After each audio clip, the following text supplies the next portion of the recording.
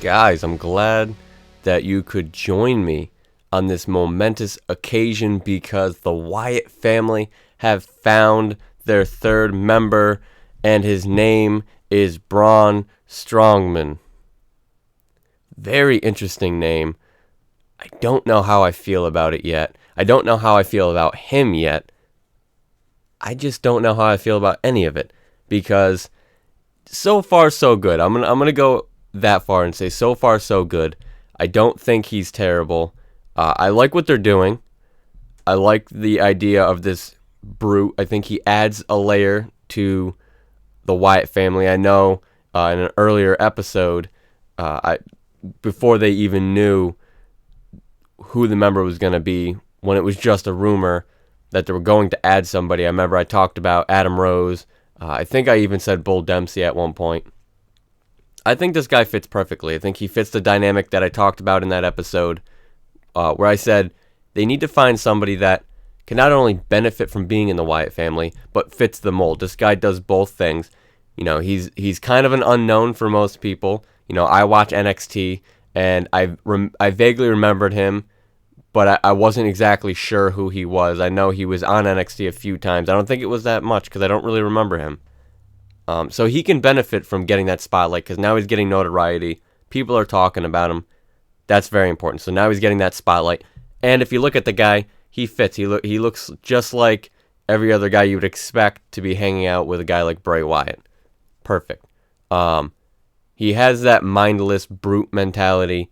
He's very powerful. He's been out-muscling Roman Reigns and Dean Ambrose pretty much every week on Raw since he's debuted. And I think for right now it works, but, you know, I don't see this being a long-term character. I don't see this guy going very far after the Wyatt family. You know, I don't really see him being that strong of a character. I think he fits this mold, but I don't really see him fitting anywhere else. You know, I don't see him as a title contender. I don't see him, you know, maybe he surprises me, picks up a microphone and is, you know, and blows me away, but I don't see that happening. You know, this guy's a power lifter. He's massive. He's strong. He fits their needs right now. But after a while, I don't really see it going too far. But I'm trying to keep it a little less negative and say, for right now, I'm digging it. I like the addition. It works. This guy is kind of cool. He has my interest. You know, who is Braun? The name, I think, needs a lot of work. The name just feels like a very simple name, like something that anybody, like a 3-year-old, could come up with. You know, they just looked at the guy and put two words that describe him together, and oh, that's going to be his name. He's got a lot of brawn, and he's a strong man. Oh, there you go. It's just I don't know who's in charge of coming up with names, but I just think it's stupid. But I'm trying to overlook it. I'm trying to turn a new leaf, so to speak. So I'm trying to overlook the name, but I just don't know where this is going to lead. You know, is this guy just going to be dominant, and is Roman Reigns going to come out of nowhere and just destroy this guy, and then he's going to go over? What's the end game here? What's the reasoning for bringing this specific guy in? You know, if they were to bring in, like I talked about in a previous episode, if they were to bring in an Adam Rose like a Leo Kruger, that guy has dynamic, that guy has layers, that guy, you know, that guy I can see branching out after the Wyatts. But this guy, I just see him as a temporary spot. I don't see him as anything too important.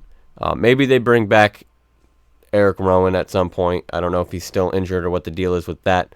But for right now, for what's going on right now in the WWE, I think this guy works. He's a right now kind of superstar. He's not a future kind of superstar. Maybe they repackage him after. I don't know. But I'm happy with it. I think it works. You know, he fits the mold, like I said. He can benefit from the spotlight, and maybe he does surprise me. Maybe he really is more talented than I think. You know, I haven't seen him do too much. You know, he's that stereotypical strong guy, you know, wrestler, and that strong guy character that's, you know, unbeatable. You know, he just stands there and takes punches and kicks and doesn't faze him, and the commentators are like, "Oh my God, this guy's disgusting. He's ridiculous. I can't believe it. Those punches by Ambrose aren't even fazing him." That kind of guy. Which historically, and this is my reasoning behind why I don't think it's going to work for the long term. Historically, that character usually doesn't work. You look at guys who they tried to do that. You look at Vladimir Kozlov's. You look at Rusev's, who they kind of started off like that. Rusev's, I think, a little bit different because I think he brings more to the table dynamically. I think he can carry himself very well on the mic, where I haven't heard enough. I haven't really heard this guy speak at all, and I don't really remember anything from NXT, so I don't know. Maybe I should, try to YouTube him and see if I can't find more. But, I don't. It's not that I don't think the guy's good. I just don't see this being a long-term character. I don't hate it. I know a lot of people don't like it. There's a lot of people complaining. I understand, and I get it. The name is not good. All right, so this just in. I'm a moron. His name isn't Braun Strongman. I don't know why I thought that. His name is Braun Strowman, which is close. I guess I can kind of see why I thought that was it. But, yeah, so I was completely off. I apologize to anyone I insulted for the name. Braun, I still think is a stupid name. Strowman isn't too bad. Braun seems kind of lazy, but I don't hate it as much. So there's that. See, we turned a new leaf here already on the breaking point. We made new ground. I became a better person in minutes here on the breaking point. I apologized. I made a mistake. The name isn't too bad. So now I'm liking this guy even more. Within minutes, I went from I'm not a huge fan to, all right, I like this guy a little bit more now. I still don't think he's going to be a really impact player. I think, like I said, he's a short-term, right-now kind of guy. So, for right now, he's really benefiting the Wyatts. And I think the end game may be just to really put Bray back on the map, because they really did drop the ball with Bray, and it's very sad.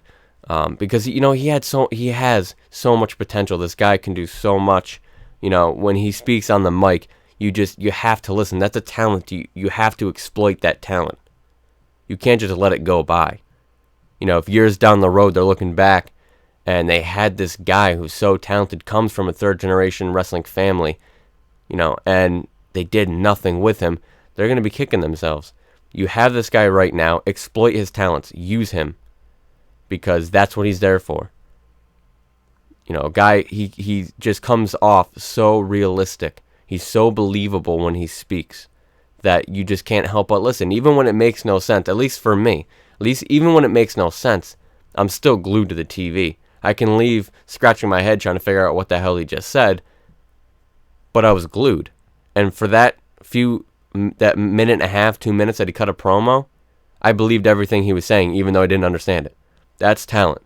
And he's really not that. I think he's very underrated in the ring. We haven't seen enough of him in the ring to really form that opinion, because they haven't really showcased his wrestling ability. And I think he has he's a very talented guy in the ring. He has the ability to, from what I've seen as a fan and from what I've witnessed, he's got really great transitions. He has a very great ability to tell a story in the ring, and that's a really lost art.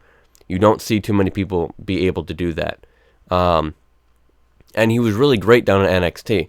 The dynamic of moving from NXT up to Raw or SmackDown, it really changes the dynamic. So you can't really blame him or any of the other men and women on the roster. Look at the Divas division. I'm not going to talk too much detail of the Divas division. I'll save that for maybe tomorrow's episode. Maybe that's what I'll talk about, because there's some issues there too.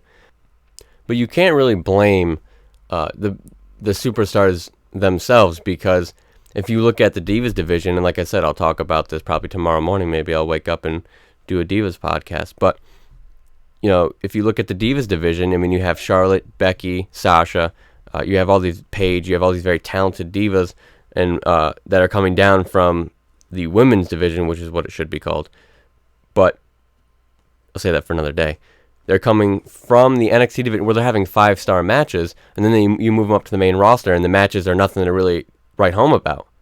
You can't blame the Divas because they're obviously able to put on 5-star matches. You have to blame the the people behind stage, backstage, pulling all the strings, calling all the shots, because they're obviously not doing their job properly. And I feel it's the same thing with Bray Wyatt. It's the same thing with most of the other superstars that move up to the main roster.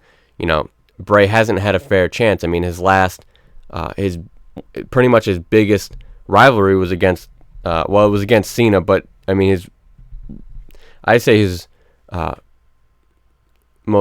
real rivalry, in my opinion, because I don't really see his rivalry with Cena, based on the fact that they went nowhere with it after. I don't really see his rivalry with Cena as anything too important in his career. I mean, if they had followed through after, then it would have been fine. But his last true rivalry was with Jericho, where he won. He was put over by Chris Jericho, and Chris Jericho, I said it himself, Bray Wyatt is, he said Bray Wyatt should be in the main event within a year and world heavyweight champion within 2. And that's a guy who's been in the business for a very long time. And I agree with him. I think Bray has that potential, has that talent, but they're not exploiting it. And, after that feud happened, after that rivalry put him over, then they took him off TV for weeks. People forgot about him. They bring him back on. It's almost like they don't want him to succeed. That's kind of the feeling I get. But hopefully with the addition of Braun Strowman, not Strongman, Strowman, they can really benefit Bray, and they can really bring him back into the spotlight. I think it says something. It speaks volumes of a guy like Bray, that he can control a monster like Braun. So I think this could really put a spotlight on Bray as well as Braun. So I think they could benefit each other. But like I said, I don't think Braun is going to be a long-term character. I don't think his gimmick is going to last for a very long time. I think it's going to serve its purpose. Maybe they can repackage him as something different than what he is now. Maybe that's exactly what they're planning on. I don't know. But for right now, for what's going on right here and right now, I'm honestly fine and perfectly okay with what they're doing. I like the character. I'm interested to see where it goes, but I'm not really invested in it because it's not really, to me, an investable. It's not really a character you can invest in. I'm just making up words. Investable. The hell kind of word is that? Oh, man. Investable. It's not a character you can invest in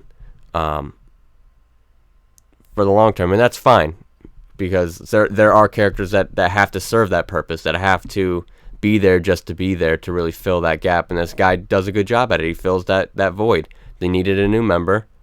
This guy can benefit from that, and maybe he can grow by being in there, because when you're in a team like this, and you're more of a background character, you have the ability to sit back and learn and grow, because a lot of the pressure and a lot of the spotlight is on Bray as the front man of this team. So I think that could benefit him very well. He could sit back, he can learn, and maybe he grows, maybe his mic skills improve, maybe his in-ring improves. So, I mean, maybe that can happen, and maybe he does branch out after that happens. But as it sits right now, I don't see him as long-term. I see him as a right here, right now type of character, and there's nothing wrong with that. That's perfectly fine. And I think he fits perfectly. He has the look. He can benefit both ways, and he can benefit Bray and Luke Harper. Maybe Eric Rowan comes back. Maybe they add in more members. I know I spoke about in the last episode where I talked about the Wyatts a few episodes back, not the last one, a few episodes back. I talked about how I think it would benefit Bray to add more and more members, because as a cult leader type gimmick, the object. What does with mean words today? I need to go read a dictionary. That's what I'm going to do. After I'm done with this episode, I'm going to read a dictionary, because my English language is out the window this morning. The object of a cult leader, as far as I know it to be, is to bring in as many people as possible to believe what you believe, or to trick them into believing what you believe.